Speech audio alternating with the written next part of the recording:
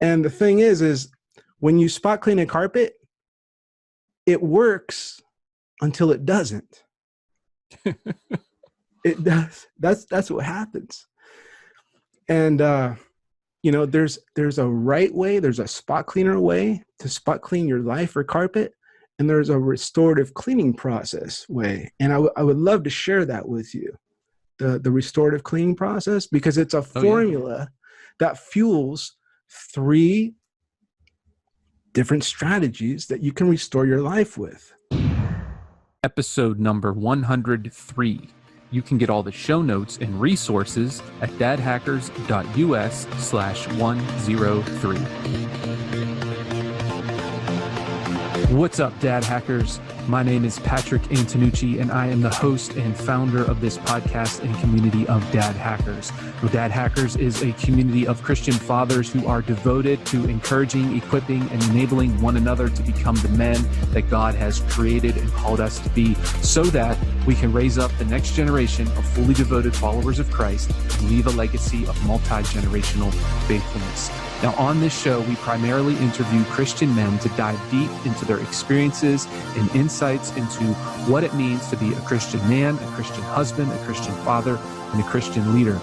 We ask questions that dig deep into the thinking and rationale and experiences of these men so that we can all learn and grow into the men that God is calling us to be. I'm so thankful that you've joined us today. Make sure you subscribe so that you never miss any of our value-packed episodes. Also, please make sure you leave an honest review if you're listening to this in iTunes or any other platform that takes reviews. Reviews boost the show's ratings, which means that more dads are going to come across our show and benefit from the content that we put out. I also wanted to let you know that we do have a free private Facebook group just for Christian dads. So after the show, make sure you hop on over to the show notes. There's a link for that in there as well.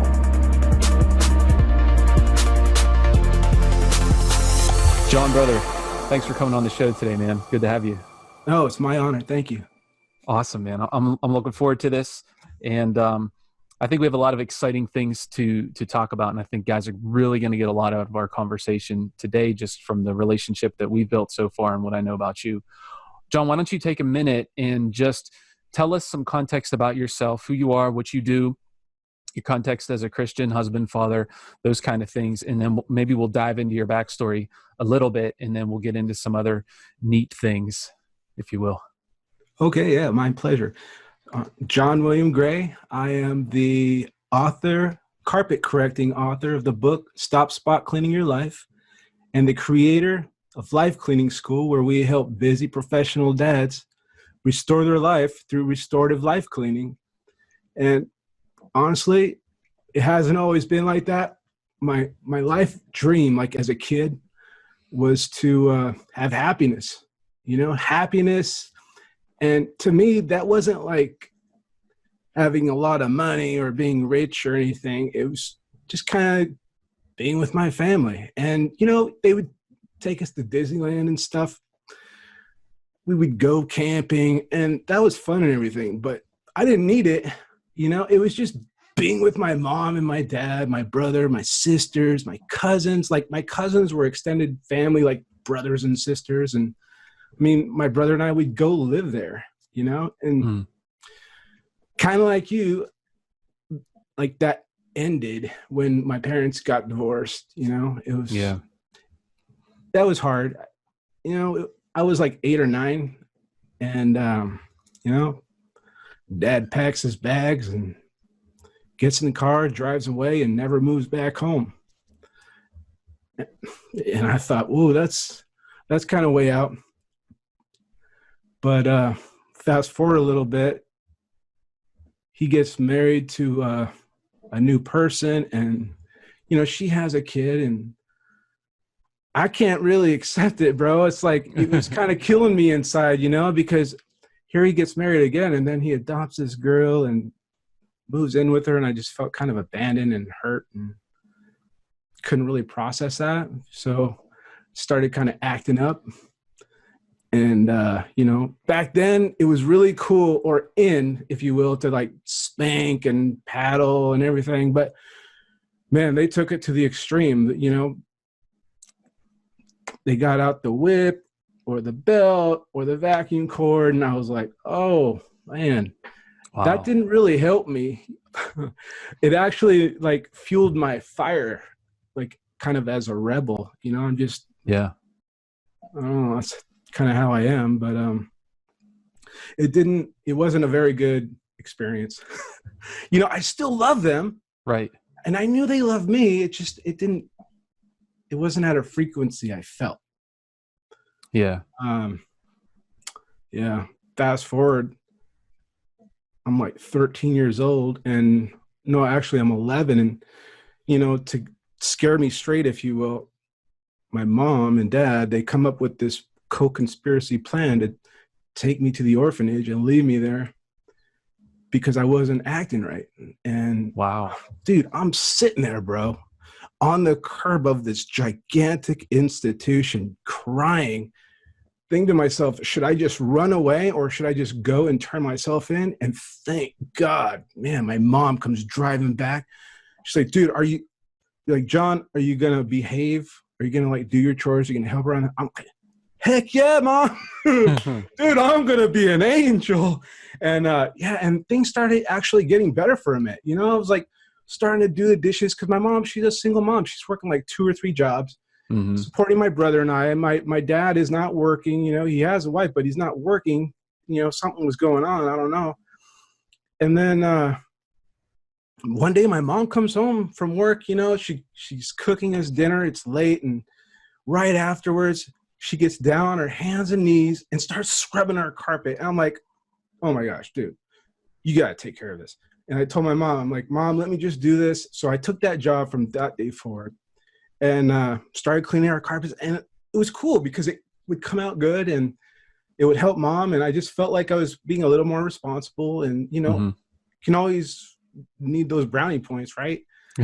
Well, the carpet got past the point of self-cleaning it after a little while. Like my mom calls this company, they come out there. They're supposed to do the job for like $40, all the carpets, but they use high pressure sales and, you know, it came out good, but all the spots came back. My mom calls the company and they're like, ma'am, sorry, your job's not guaranteed. And they hang up on her. I'm like 12, 13. And I am like, dude, raging. But there's nothing I can do. You know, I'm young. And so fast forward, 13, 14, and my dad, he gets cancer. I mean, things were going great, bro. Like I was being a good boy and starting to get better grades. And then all of a sudden my dad gets cancer. It's stage 4 cancer and he dies a horrible death. And 15, 16, the funeral comes up and the preacher's saying, oh, John William Gray Sr., he was a great man of God. He loved Jesus. He had so much faith. And I'm sitting in the audience, bro, front row, and I'm raging. I'm Christian, and I'm happy about that. But my dad never told me about his faith, man. He never told me, like, all of this amazing stuff, and I felt betrayed. And after the funeral, I felt really upset at God, and I wanted to get, like, dude, I wanted to just go on a rage. Not because my dad died, but because I just felt it was necessary. I don't know. So I go on this rage, and man, I am doing whatever I can to wreak havoc on my family, people, Christians, substance abuse, you name it. And I came to the point where I felt like I either wanted to be dead or be killed.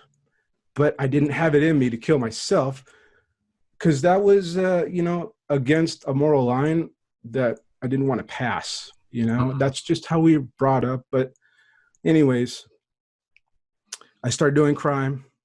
I get kicked out of my house. I'm bad off. And then I end up, instead of getting killed, landing in the justice system. And I'm going in and out of the justice system.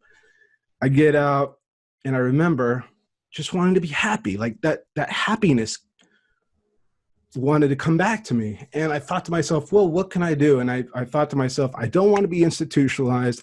So I decided I'll have a relationship and maybe get married and settle down.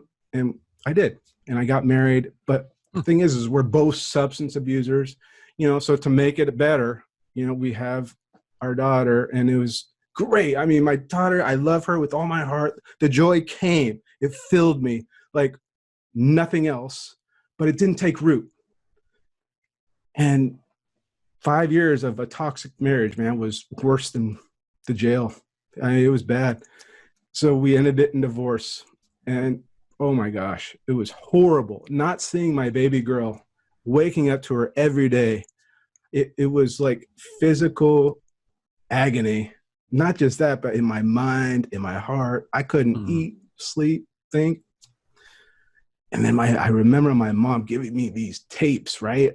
Joyce Meyer. She's like, you got to listen to these. She had become this like crazy, on fire, Jesus Christian, like 5-10 years prior. She gave me these tapes, and I thought, I'm like, maybe I will listen to them. You know what? Maybe Dad was right. And I remember I'm like listening to him, and she starts saying, what Jesus did for me, he can do for you. And she had been through a lot. And I thought to myself, bro, you've been through a lot. And then she says, double for your trouble. And I was sold. I'm like, oh my gosh, this is it. I asked Jesus into my heart like 100 times that day. And I kid you not, man, I felt like just impregnated with purpose. I don't know what it was, but that's the only way I could describe it. Fast forward, he starts helping me. I start this carpet cleaning business. We grow it to multiple 6 figures. And I feel like he's telling me or putting it on my heart to get married again. And I even felt in my heart to have more kids. Sure enough, I meet the woman of my dreams and we get married, and God has just helped me have this amazing life. We buy a house, and all of a sudden people stop buying my services, and man, my finances take a hit.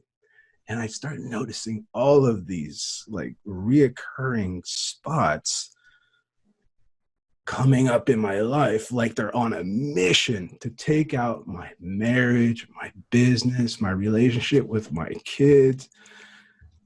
And I just remember praying out to God, like, God, this is not what I signed up for. But I remember like before that, telling God, you know what?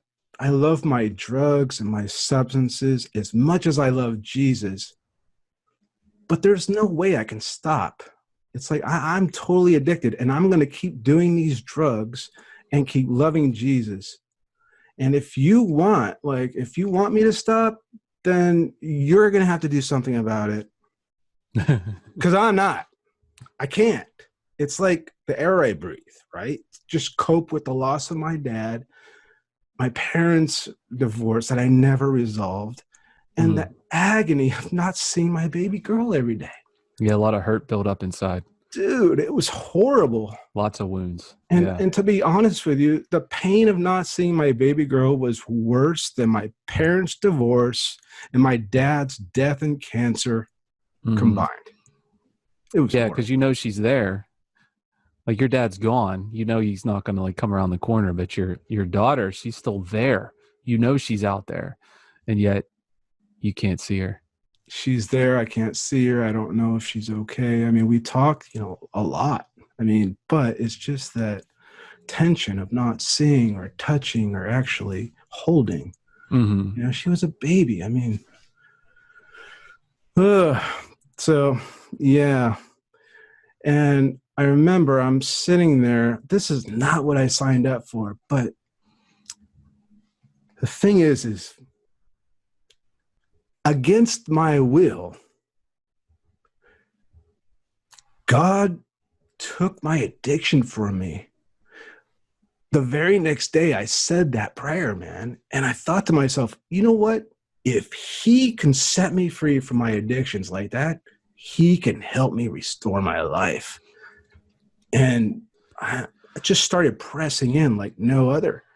And he gave me this like epiphany that the process I was using to restore these reappearing spots on my client's carpet, I could use that same process on my life to eliminate the reappearing relationship and financial spots that kept coming back no matter what I did.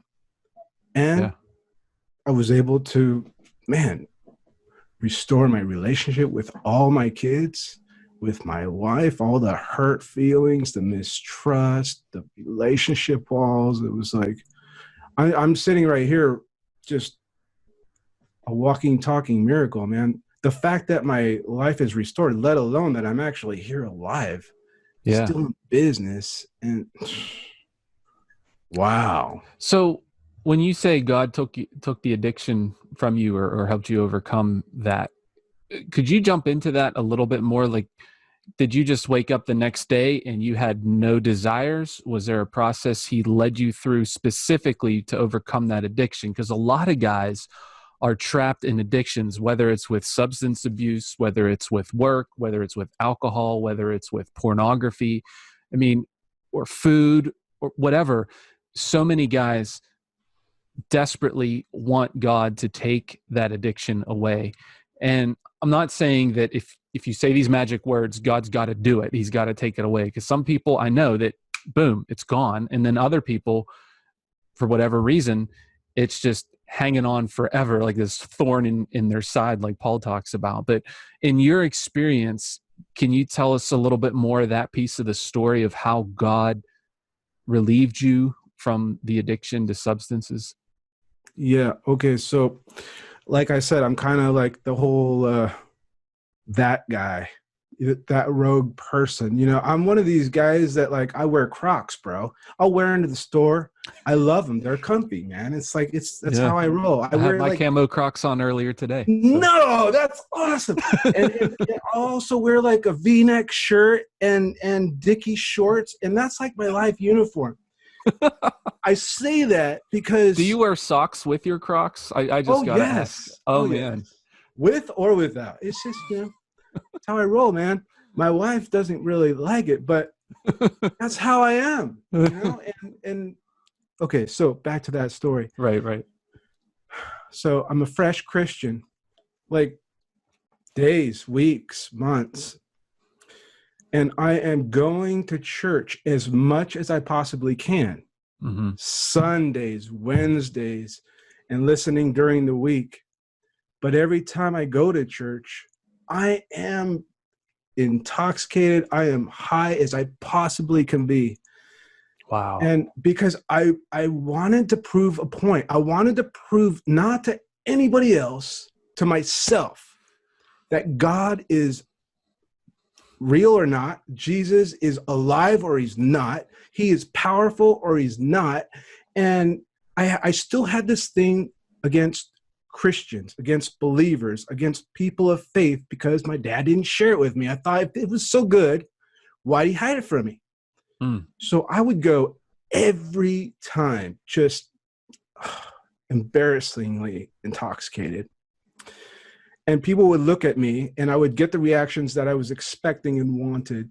You know, I was a long hair, bro. I was like Slayer and Suicidal Tendencies and an ex-con, man. I was a thug, bro. Like I was robbing drug dealers at one point.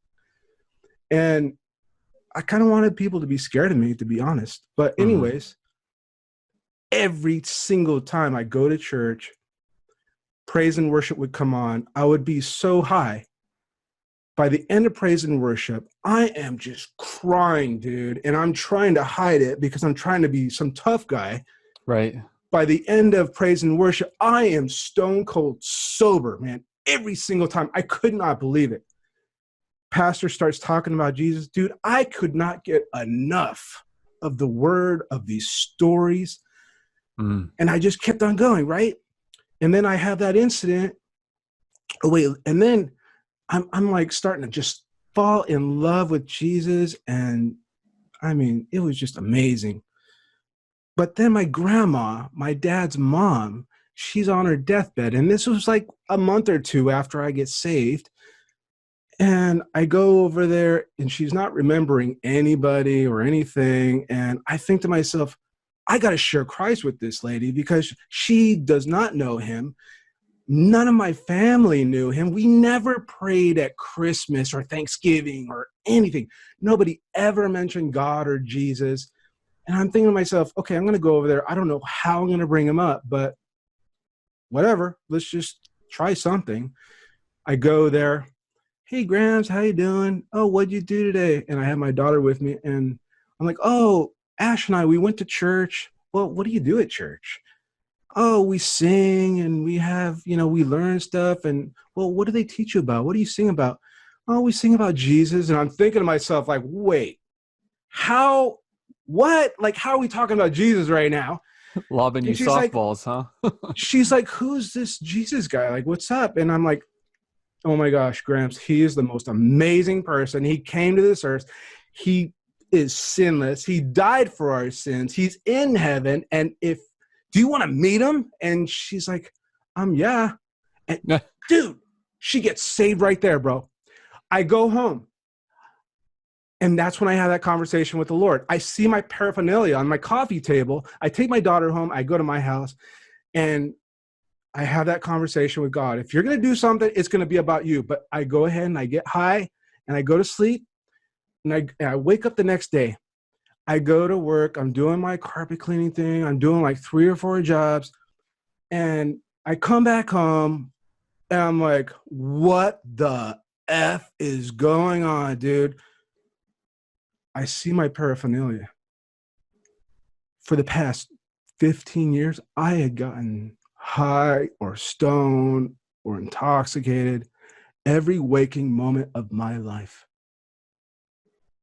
Dude, since the day my dad died, bro. And I start like shaking. I'm like, you took this away from me. I don't have any inkling of craving. I haven't done anything since, dude. No even craving or hankering or anything, even if somebody is doing it around me.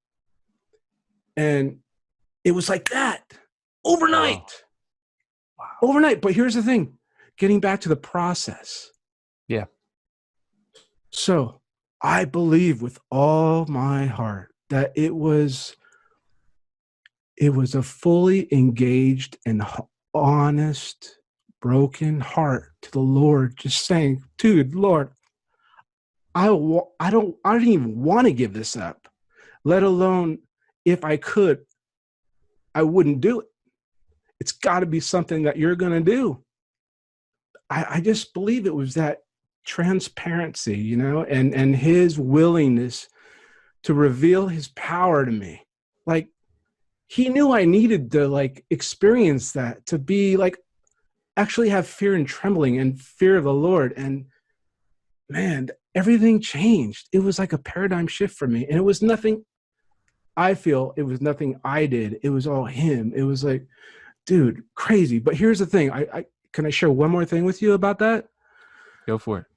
Okay. So Jesus, a lot of times you'll see in the Bible, some beggar or whatever asking either Jesus or one of the apostles, right, for like money or something. And the apostle or Jesus says, well, what do you want? And it's one of the apostles, I think, he says, what I have, I freely give. And he gave it to him and the guy was healed.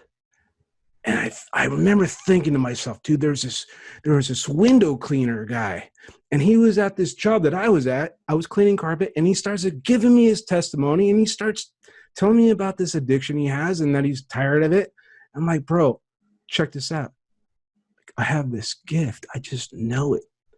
Like, the Lord set me free from these addictions. I feel like I could probably give you this gift. Do you want it? And he's like, shoot, I'll try it.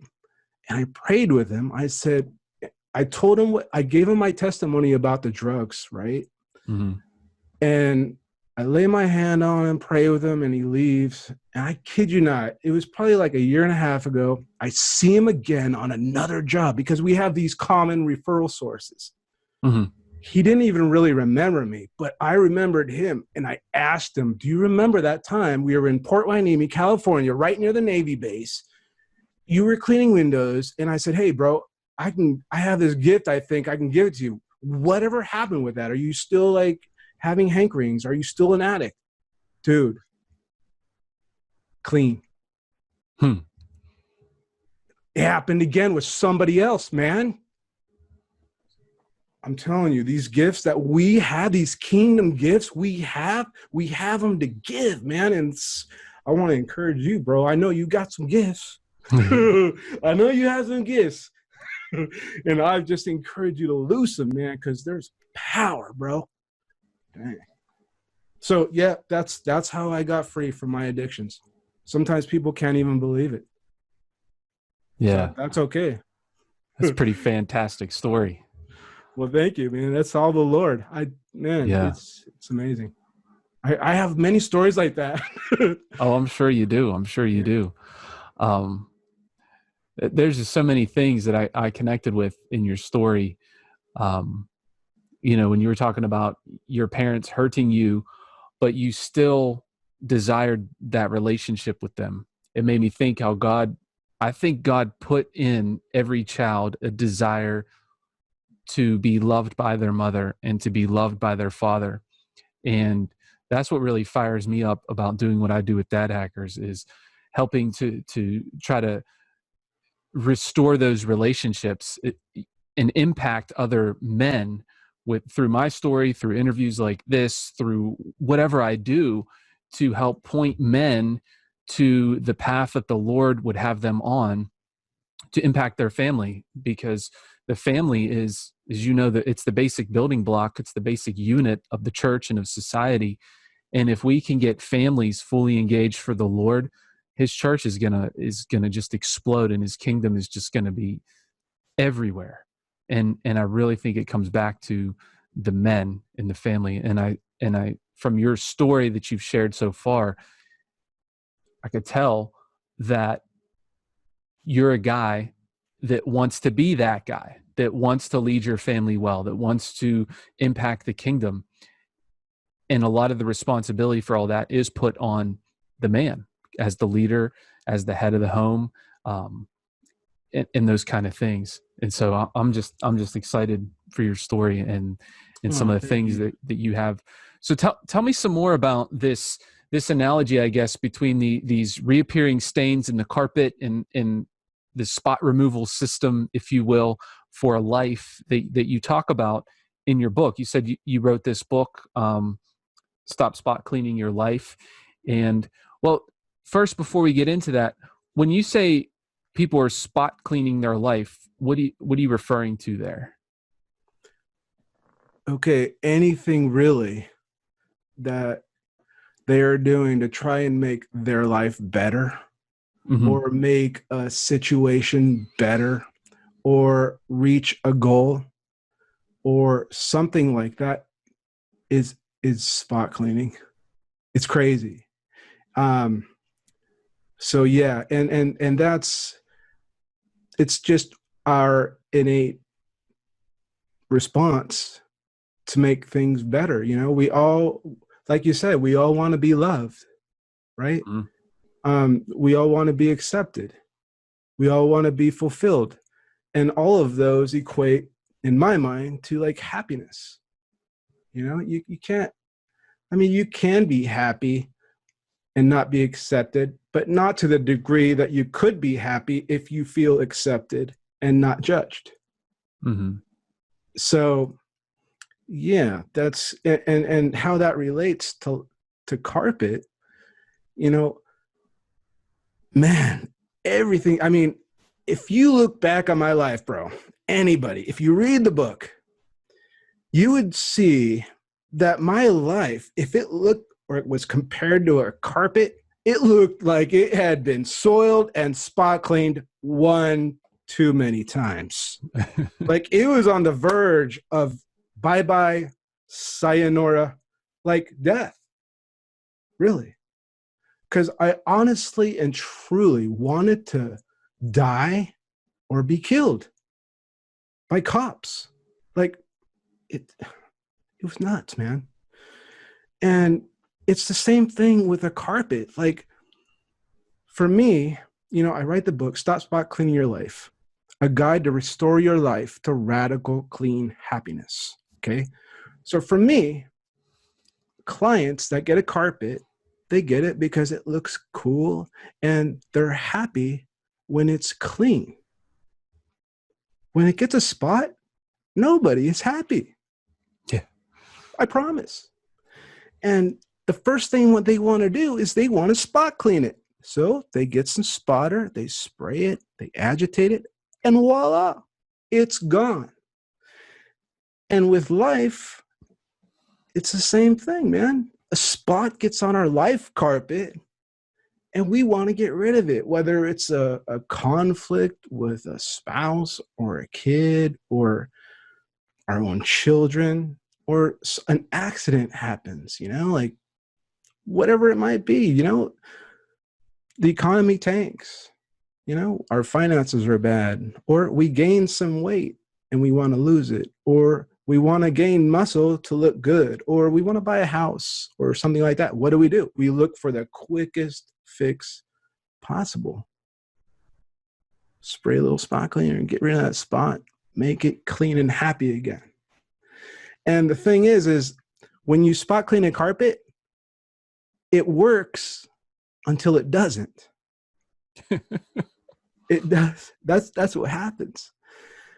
And there's a right way, there's a spot cleaner way to spot clean your life or carpet, and there's a restorative cleaning process way. And I would love to share that with you, the restorative cleaning process, because it's a formula that fuels 3 different strategies that you can restore your life with. All right, guys, wanted to take a quick second to tell you about the Ironmen Mastermind. If you're looking for a band of brothers that you can lock shields with, that can go to battle with you in the day-to-day life, who are also in the trenches, going through the same struggles and the same challenges that you are going through, I suggest you check out the Ironmen Mastermind. This mastermind was developed and designed for Christian men to help us become the men that God has created and called us to be. And it's designed to help us increase our relationship with God, increase our relationship with our wives, increase our relationship with our children, and begin to provide better for them financially, spiritually, emotionally, psychologically, relationally, in all of those areas, those things that wake you up in the middle of the night. These are the kinds of things that we work on. These are the kinds of ways that we can help you out in the Ironmen Mastermind. If this is something that is of interest to you, you may want to join the Ironmen community, and you can check out more information at dadhackers.us/Ironmen, one word, Ironmen there. All right, now back to our show. And I go into way more depth in the book on this. So the thing is step number 1 is personal and interpersonal awareness. And the thing is people have like this kind of lack of understanding of what causes reappearing spots in life. So, and on carpet. So the solution is to show them and tell them so they can stop spot cleaning.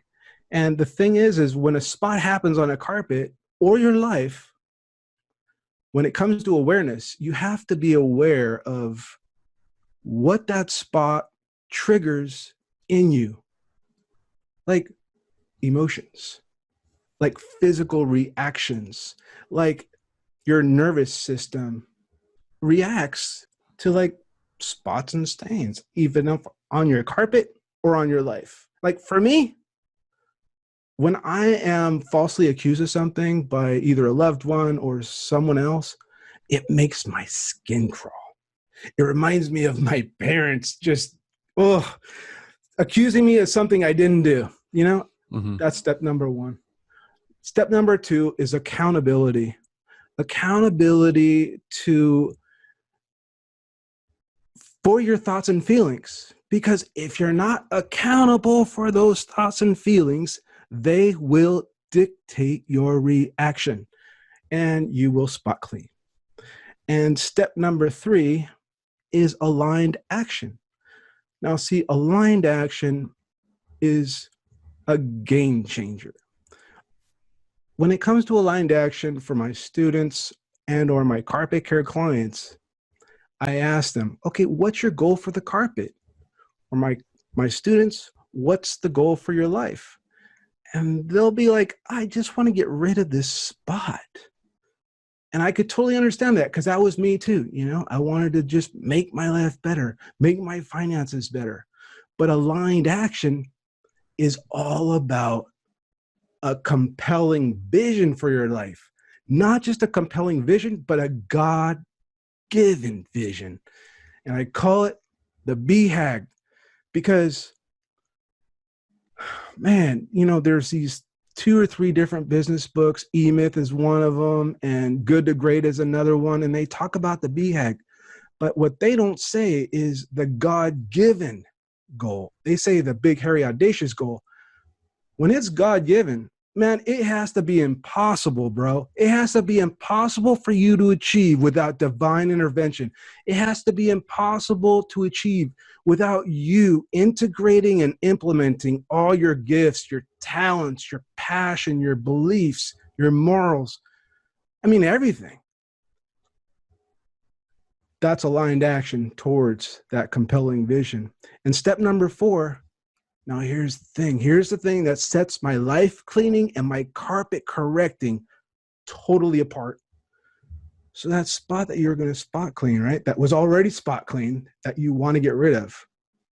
Normally, a regular carpet cleaner would go in there and say, okay, we need to pre-spray it, agitate it, and then put the leftover cleaner and then extract it out. And they charge a lot of money. It comes out great. But then 2-3 months later, everything comes back bigger and darker. Mm-hmm. Carpet feels hard and crunchy. And the consumer thinks, carpet's ruined. I got a defective carpet. Either that or the carpet cleaner took advantage of me and did a terrible job. For life, we will maybe go to counseling, or we'll pray, or we'll read our Bible more, or we'll go to church more, or we'll hire a life coach, or we'll go to the gym. And those are all great things. Don't get me wrong. The thing is, that's not what's necessary. That's that's the whole spot cleaning thing. So what sets my company apart is God gave me this ability to identify real spots on a carpet or a life versus a reappearing spot that is not really dirt, grease, or oil, if you will. So what needs to happen is a restorative cleaning and rinse. And what is that? It's adoration. It's unconditional love. And how do you get that unconditional love? Well, you take steps 1, 2, 3, and you combine them. So let me give you an example of that. I actually was tested in this theory right after I came up with it for my life cleaning blueprint. And my wife, you know, our marriage is a wreck. Been going to counseling. It's not working. She comes down the stairs in a financial fear storm. It's like 11 o'clock at night. My 2 youngest kids, they're like 1.5 and 4. They're asleep. I'm a Rocky fan, like Rocky Balboa. Yeah. And dude, I could watch these movies like all the time. And you know, it's 2010, 2011. It's a horrible time in the economy and in my business. So I'm watching this movie. She comes down. Why are you watching that movie again? And I'm thinking to myself, oh my gosh, I can't take this. And Rocky, dude, during the championship fight, it's like the 11th round or something like that. And he's getting ready to, come back. And I'm like, please. But I didn't say that, I'm just kind of minding my business. And she comes down and then she kind of gets my face. And I'm thinking, oh my gosh, what am I going to do? And bro, I notice the hair on my back of my neck starts standing up. My skin starts crawling. And then I think about my compelling vision for my life. And I feel like God is telling me, dude, this is your opportunity to stop spot cleaning your life right now. And then I hear, dun, dun, dun, dun. And I'm like, oh my gosh, this is my fight, not Rocky's. And I think to myself, I'm like this, I'm covering my eyes and I'm looking like through the sliver of the cracks of my fingers at the TV, but I'm also looking at my wife. How am I going to respond? And I take accountability for my thoughts and feelings. I am not going to react. I love my wife. I want to be the best dad I can be, the best husband I can be, the best Christian I can be, the best leader I can be. Mm-hmm. And I started envisioning that in my mind, dude. And then I remember I take my hands off. And then all of a sudden, Rocky wins the fight and ding, ding, ding. And I think to myself, this is my chance. And I look at my wife, I'm like, honey, we're in this spot because of the horrible choices I made. I am so regretful of that. I take full responsibility for that. But I promise you, I am not going anywhere. I am not going to leave. I love you. I will pay the rest of my life, do whatever it takes to make this back to you. I promise I am not leaving. I am here for good. And bro, it didn't like restore a marriage, but it did take 1 or 2 bricks out of that relationship wall that had been built for God knows how long. Yeah. Because I spot cleaned it. And the thing is I was able to feel tangible restoration right there, just with like 3 or 4 steps. And I thought to myself, oh my gosh, I have something here. And here I am, years later. Dude, bro, I can be myself. I can wear my Crocs. I can wear my V-neck shirts, my Dickie shorts, and my wife and kids welcome me at the door. What? Come on. That's amazing to me. And my wife can be herself, and my kids can be themselves the way God created them, because I'm not going to try and change who they are. Mm-hmm. That's their gift from God to us. It's like, I know my parents did the best they could with what they had. Yeah. I give them that. There's no doubt in my mind. However, I do know they tried with all their heart to change who we were. And they had great intentions in doing it. But it doesn't work for happiness. It's like, you are who you are, man. I can't change who my mom is. I mean, she's still who she is, right? But I have to accept that. But I also have to accept how I am and be okay with that, because otherwise culture or media or our friends, family, parents, cousins, grandmas, grandpas, they're going to try and change that for their vision for your life. Dude, if we don't have our own vision that God gives us, I don't know, we're going to be after unmet needs. And to me, when we spot clean, it's because we're trying to fulfill unmet needs that can't be met by our own natural ability. Mm-hmm. So I really feel like why so many marriages and businesses and dreams end before their time is because people spot clean. They get one reappearing spot.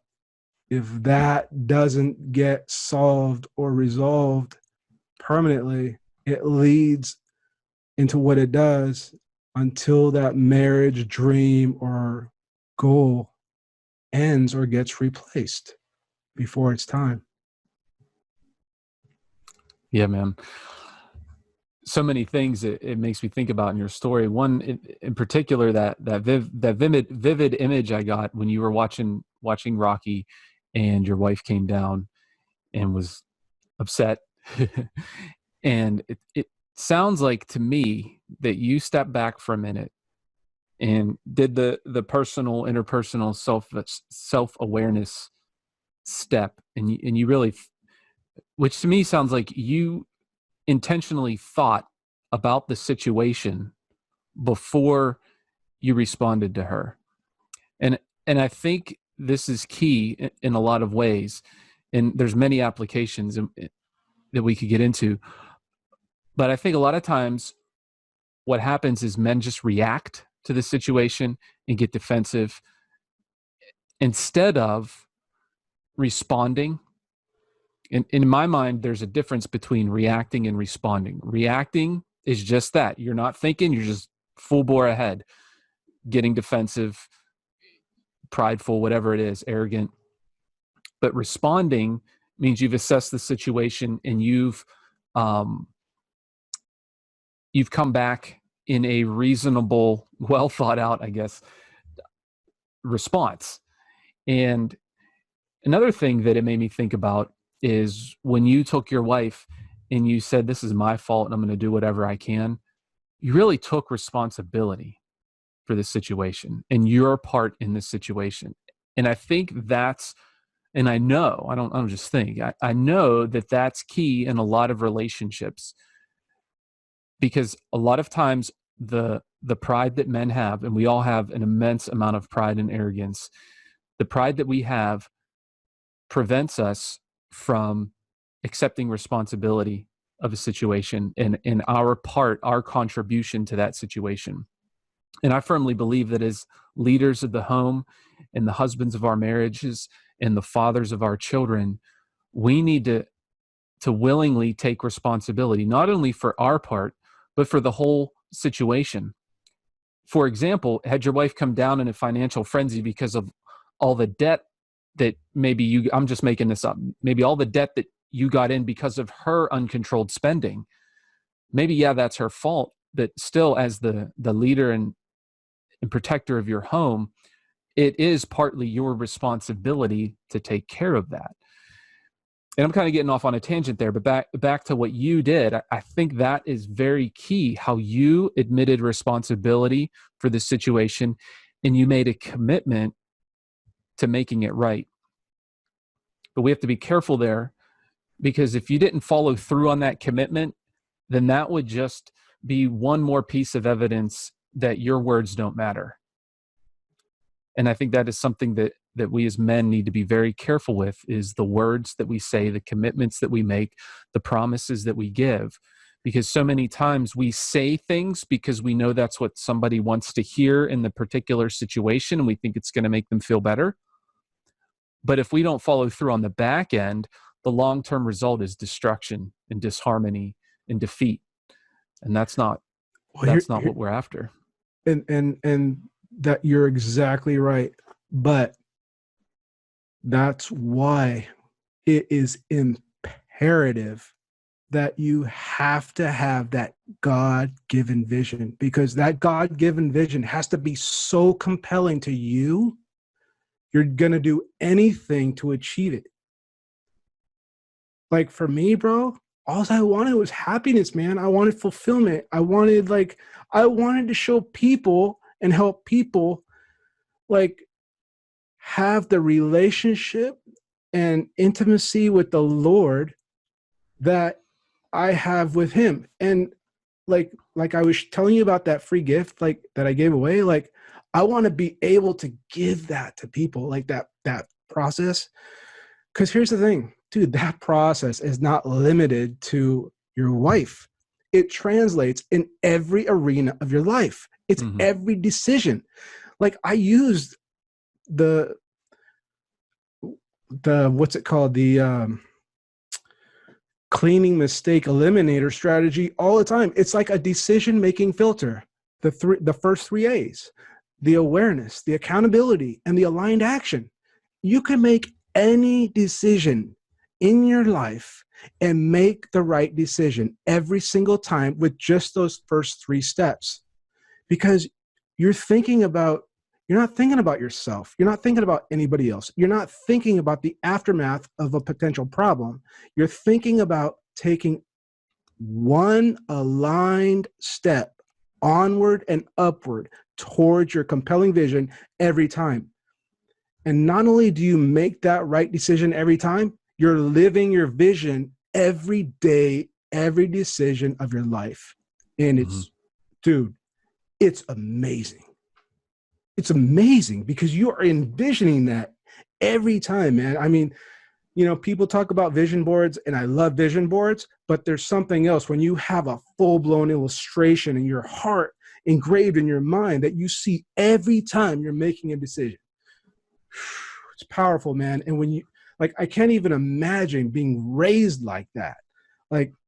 So that's my heart, man. It's to target these dads that are CEOs or go-getters or overcomers or whatever, because that trickle-down effect to the wife, to the kids, to the kids, to their employees, to their outer sphere of influence.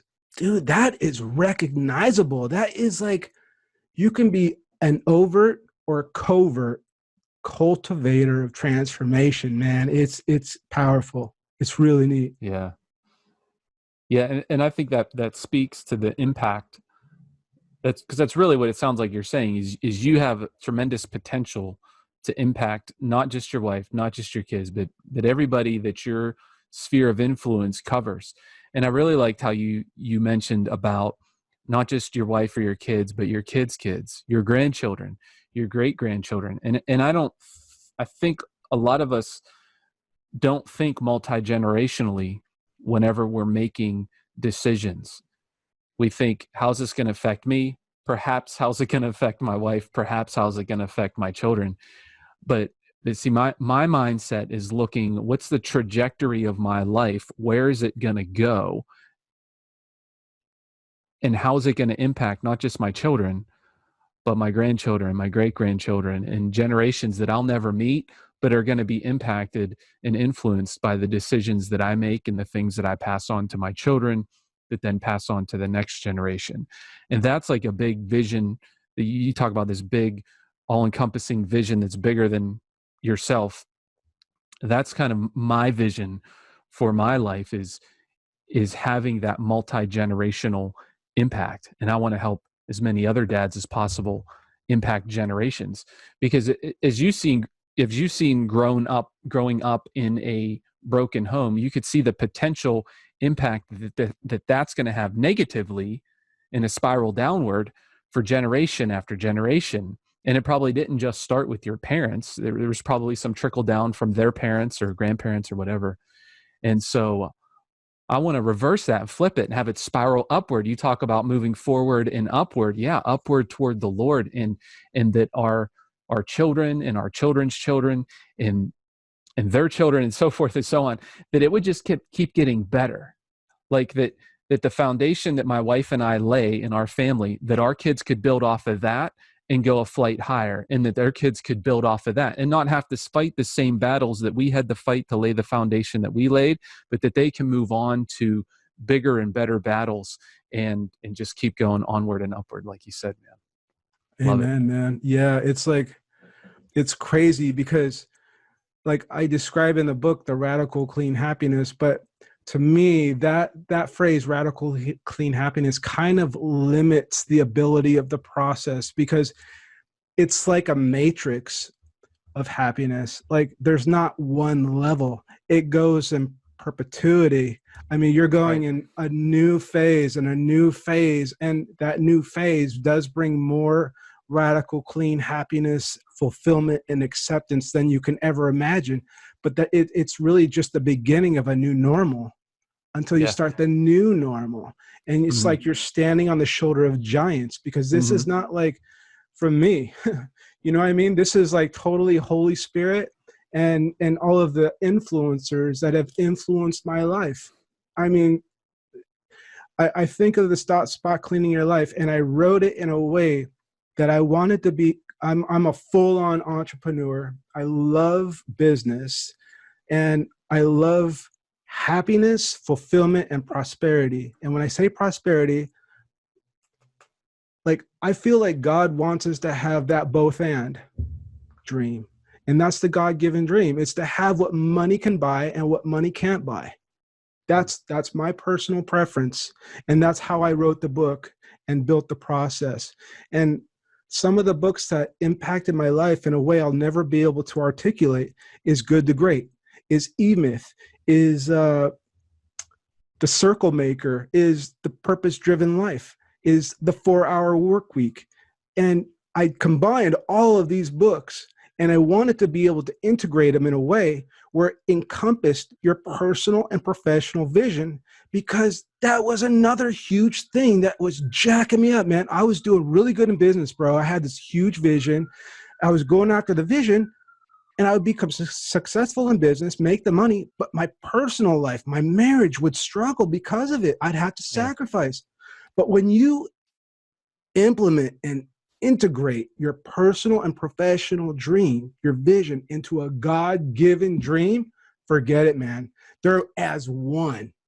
Mm-hmm. And you are going after them. And all of these, excuse my language, but kind of petty, unmet needs, like bills and different things, they have to get met in order to achieve that God-given vision. So why not go after that God-given vision and have your unmet needs met at the same time and get the both and? Yeah. I'm living proof. I'm living proof, man. Just saying. People are going to catch on, man. They're going to be like, what? And here's the thing. It took me like what feels like an eternity, but it's been like, I don't know, 8 years or so. But if I had this process, when I first started, I could have bent time like no other, man. And that is why I wanted to be on an interview with you, is to help men bend time, shorten that time frame of getting them from where they are to where the Lord wants them to be, to where the Lord gave them birth to be. Like, dude, it's powerful, man. It's like, you know, if you have a system and you follow it at McDonald's, you get a hamburger that people buy.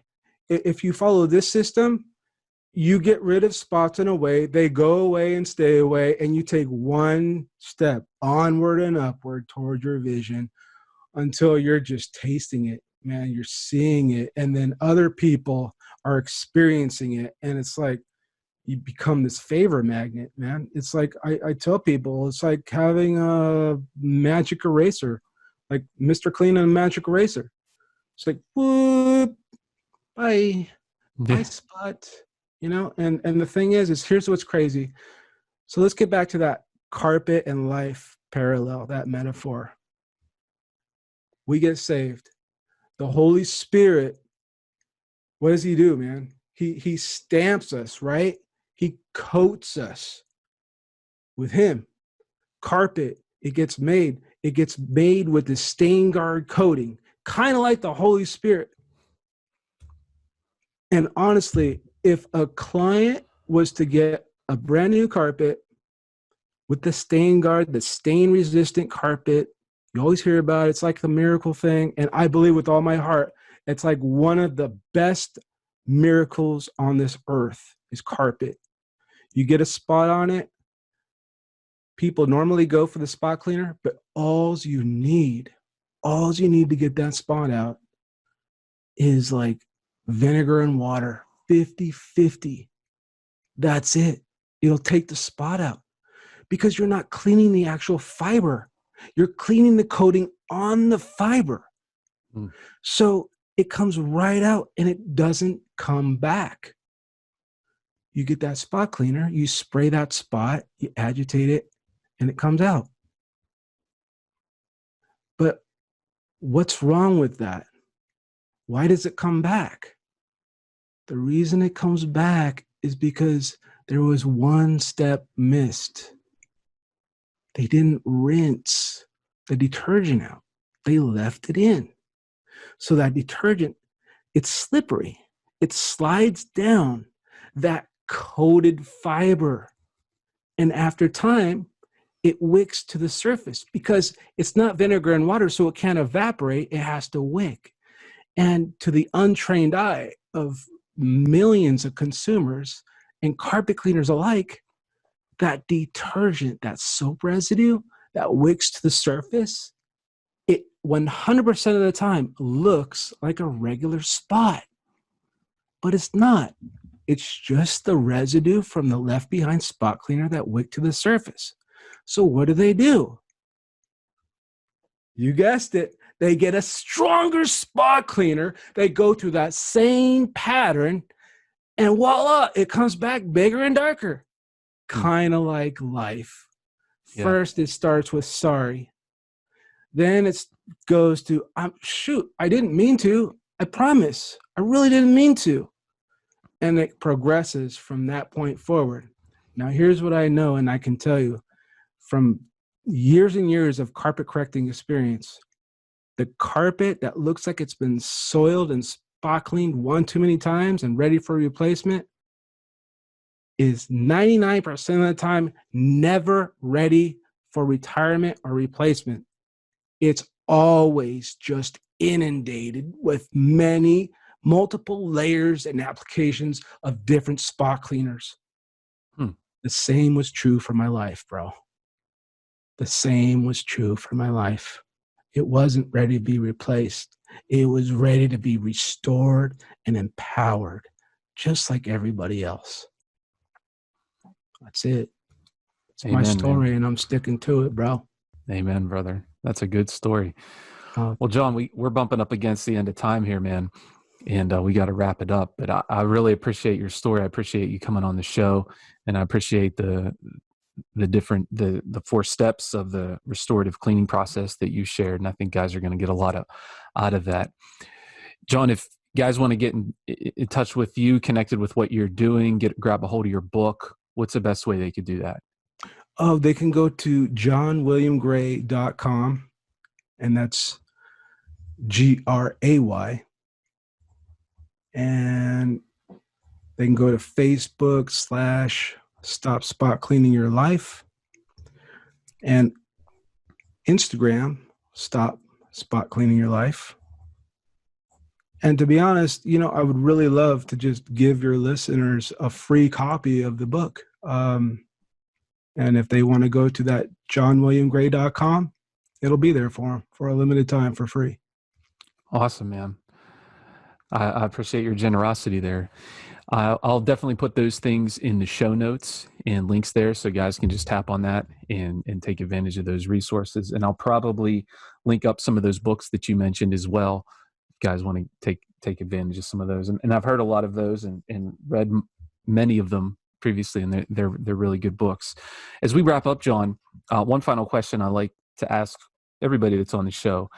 So I'll ask you, and in your opinion, just real quick, you don't have to go too deep, but what makes a great dad? A great dad. Wow. A great dad looks at his kids as a gift.